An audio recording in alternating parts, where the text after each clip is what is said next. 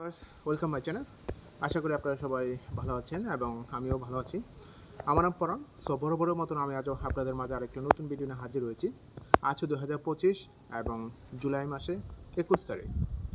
চলতে বছরের প্রায় 7ম মাস এবং 8ম মাসের পর্যায়ে এসেছে। তো আজকে আমি আপনাদের মাঝে যে বিষয়টি শেয়ার করবো আসলে খুবই একটি গুরুত্বপূর্ণ ভিডিও। এবং যেহেতু আমি একটি সেন্ট্রাল ইউরোপে বসবাস করতেছি এবং অনবরত সংগ্রাম করে চলে যাচ্ছি একটা বৈধ ডকুমেন্ট করার জন্য বা বৈধ ডকুমেন্ট পাওয়ার জন্য। এই ক্ষেত্রে আমি আপনাদের কিছু পরামর্শ দিব বা যেটা আসলে খুবই সহজ হচ্ছে, আর সেটা হচ্ছে যে সেন্ট্রাল ইউরোপে সবাই আসতে চায় বা একটা শক্তিশালী দেশের টিআরসি কার্ড পাওয়ার জন্য সবাই চায়।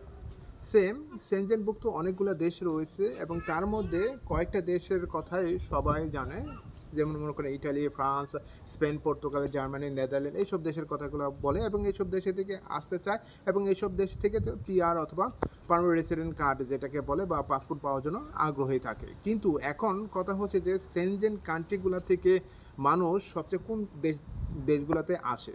অবশ্যই কথায় একটাই, সেটা হচ্ছে ইটালি অথবা ফ্রান্স। এটা সবার মুখে শুনবেন। আর ইটালি বা ফ্রান্স সবাই জানে এবং আমার জন্মের পর থেকেই শুনতেছি ইটালি আর ফ্রান্স, যেটা আপনার মুখে থেকেও জানেন যে কথায় আছে না, কিছু ঘটলে কিছু রটে।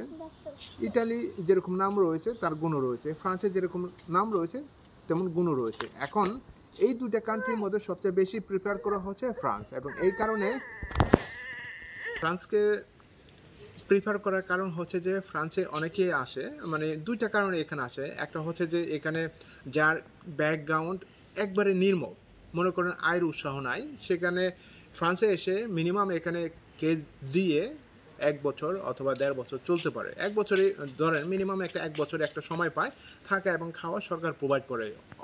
পক্ষান্তরে ইটালির কথা যদি চিন্তা করেন, ইটালি হলে সেরকম সুযোগ সুবিধা দেয় না, কেউ বাসা পায় আবার কেউ বাসা পায় না, কিন্তু ভাতাটা অনেক পরিমাণ কম, যেই কারণে ইটালির তুলনায় ফ্রান্সের সবচেয়ে বেশি লোক আসে এবং এইটাও কেস দেয়।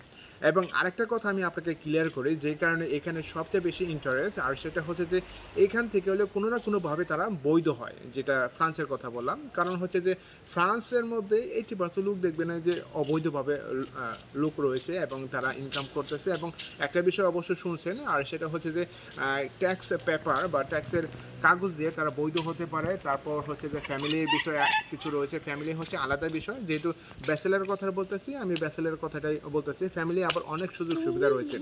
তো এই যে ট্যাক্স পেপারের কথা বললাম, ট্যাক্স পেপারের মাধ্যমে আপনি বৈধ হতে পারবেন, কিন্তু ইটালিতে এই ধরনের সুযোগ সুবিধা নাই। কিন্তু সেখানে সুযোগ সুবিধা না থাকার কারণে এখানে সবচেয়ে বেশি লোক আসে।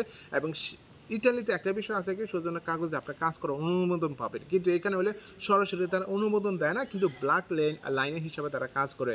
এবং এই কারণে ফ্রান্সে অধিক সংখ্যক দেখবেন, যদিও আপনার একটা শক্তিশালী যেটা কার্ড বলে টিআরসি কার্ড অথবা পাসপোর্টে আসা যেটা থাকে সেন্ট্রাল ইউরোপে, এই দুইটা দেশ ছাড়া আপনি কোন দেশে যাবেন?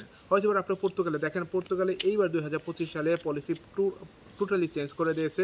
এবং স্পেনে যেটা দেখতেছেন এখন ওপেন, যেটা দেখতেছেন সেটা হচ্ছে যে প্রচুর লোক প্রবেশ করতেছে। এছাড়া আপনি দেখতেছেন যে হিউজ পরিমাণ লোক ঢুকতেছে, কিন্তু ভবিষ্যতে 2028 বা 29-এ এর ভ্যাকেন্সি অনেক পরিমাণ কমে যাবে, যেটা হয়তো পারে আপনারা নিজে চোখে দেখবেন।